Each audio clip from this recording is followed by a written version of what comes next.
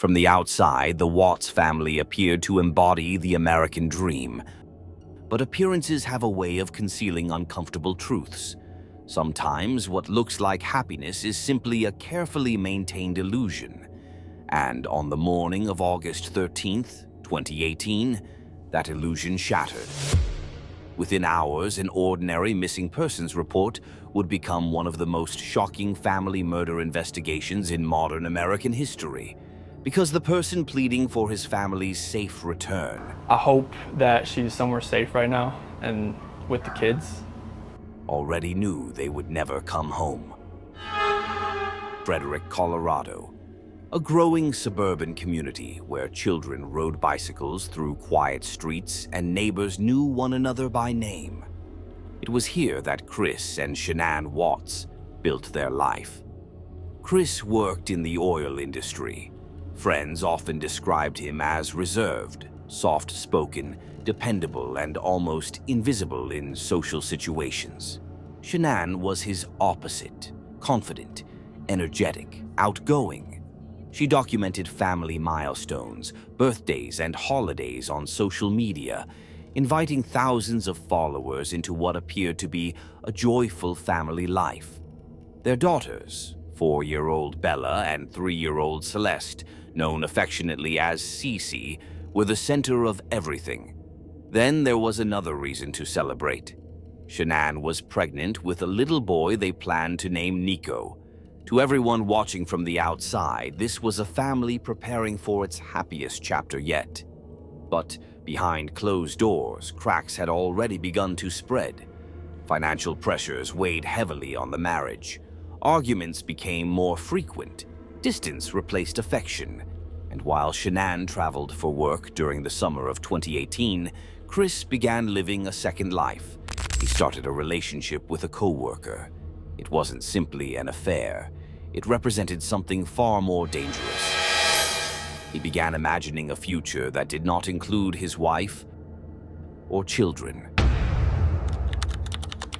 Shortly before 2 a.m. on August 13th, Shanann returned home after a business trip. A neighbor's security camera would later capture the vehicle that dropped her off. She entered the house carrying her suitcase. She was never seen alive again.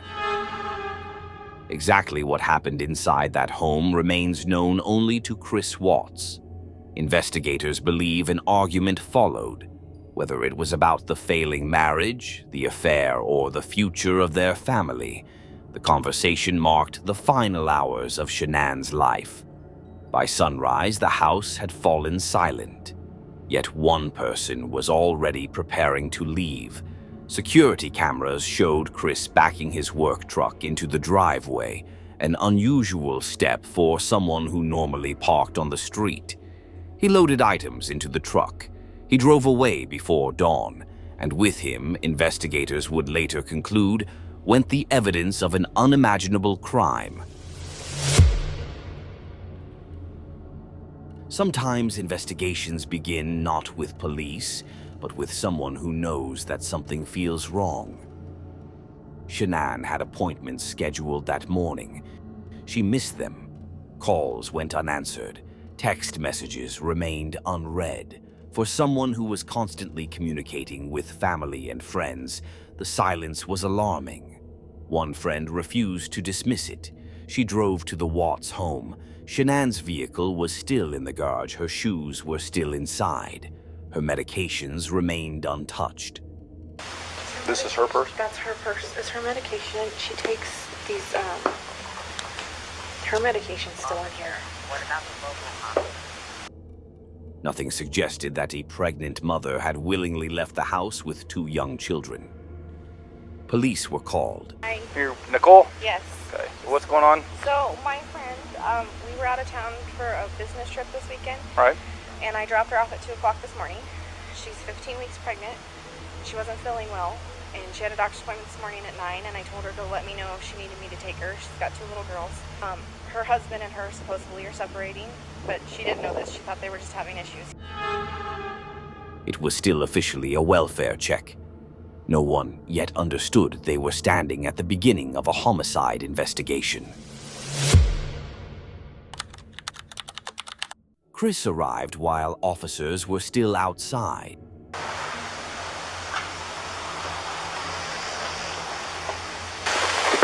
Scott, how you doing? How's it going? So this is the only vehicle she would have? Only one that, She would drive? Okay. At first glance, nothing seemed unusual. He unlocked the front door. He answered questions. He explained that he and Shanann had discussed separating. According to him, she had taken the girls and left. But investigators noticed subtle details.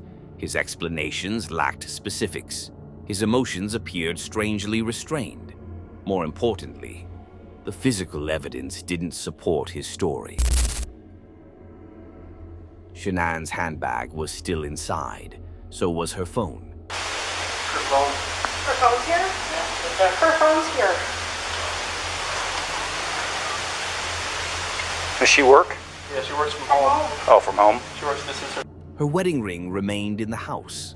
Her car had never moved. The family had apparently disappeared without taking the things almost anyone would bring. Experienced investigators know that scenes often tell their own story. This one wasn't matching Chris's version. Technology has transformed criminal investigations. Sometimes the smallest digital witness proves to be the most important. Across the street, a neighbor owned a home security camera. The footage showed Chris loading his truck before sunrise. The recording itself didn't reveal a murder, but it did contradict parts of his account. Standing in the neighbor's living room, watching the footage play back, Chris appeared visibly uncomfortable. His breathing changed, his posture stiffened. He spoke continuously, offering explanations before anyone My asked. attendant said that at 5:27, my garage door was left open. Investigators were paying attention, not because nervousness proves guilt, but because people under pressure often reveal more through behavior than words. The investigation's direction had begun to change. As media attention intensified, Chris stood before television cameras. Chris Watts, WATTS. He asked for his wife and daughters to come home. He appealed directly to whoever might know where they were. His words sounded appropriate. I don't know, but if somebody has her and they're not safe, like, I want them back now. Like, that's what's in my head. Like, if they're safe right now, they're gonna come back.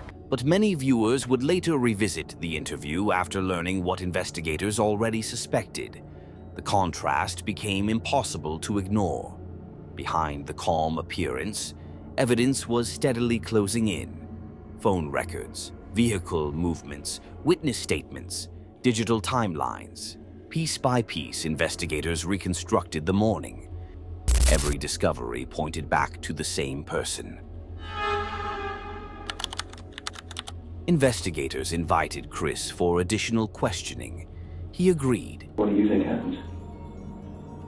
At first, I really thought maybe she was just at somebody's house, just decompressing. He also agreed to take a polygraph examination. Right now, there's only one person in this room that knows what the truth is, and in about 5 minutes, there's going to be two of us. When confronted about inconsistencies, Chris initially denied harming anyone.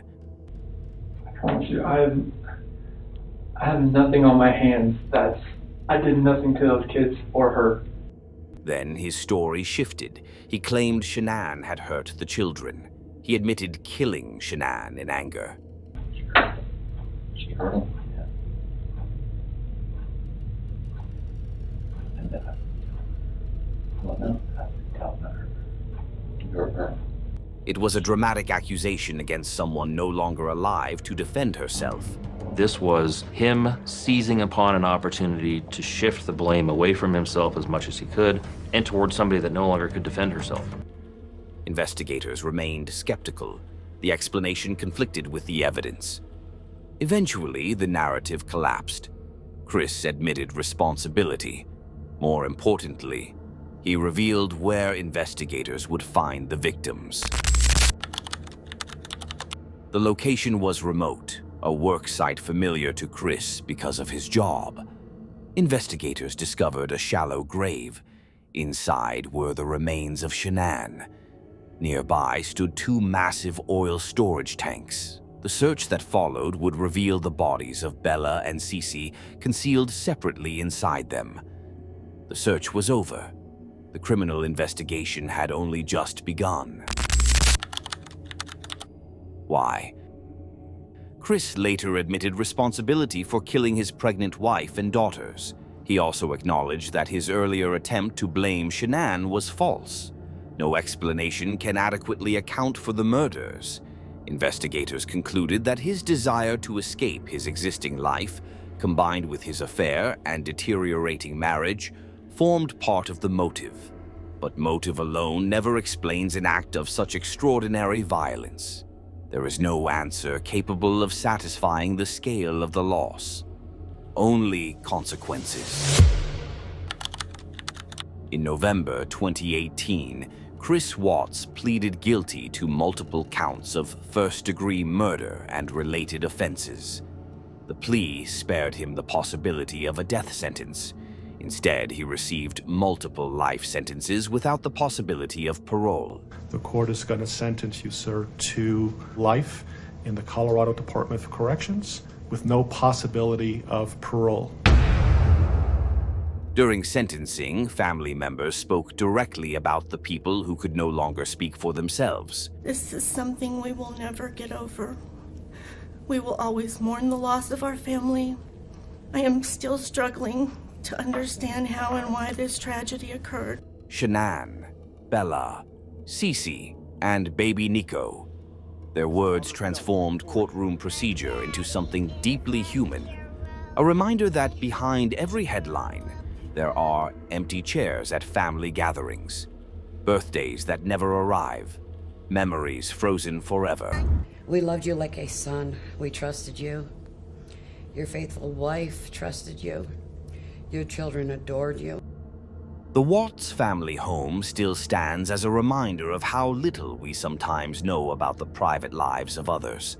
The case continues to be studied by investigators, psychologists, and criminologists. At times when he would talk about the murders, his eyes would turn so black. He just would get a different look on his face, and he talked about it so nonchalantly. Because it demonstrates how ordinary appearances can conceal profound tragedy.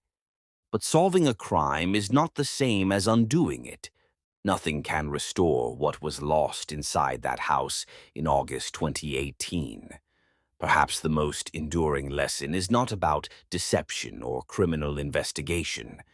It is about paying attention to the people around us, about recognizing that behind carefully curated public images may exist struggles invisible to everyone else. The Watts case remains one of the most heartbreaking examples of family violence in recent history. 4 innocent lives became a reminder that appearances are never the whole story.